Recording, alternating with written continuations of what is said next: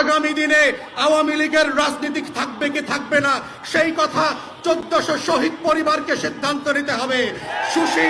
কোন সুশীল উপদেষ্টার কথায়, কোন শাশুড়ির কথায়, দিল্লির কথায় সেই সিদ্ধান্ত হবে না।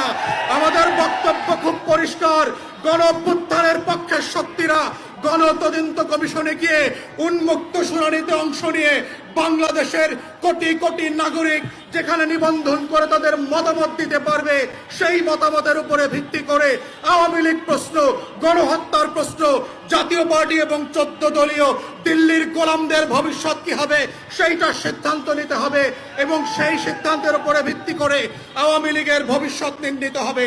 এই প্রস্তাব দেবার 7 মাস 8 মাস পেরিয়ে গেলে পরে আমরা দেখতে পাচ্ছি জুলাই গণহত্যা নিয়ে কোনো উচ্চবাচ্য করবার আয়োজন দেখতে পাচ্ছি না। জুলাইয়ের গণকবর যেটা আমরা আগস্ট সেপ্টেম্বরে ভিজিট করেছি,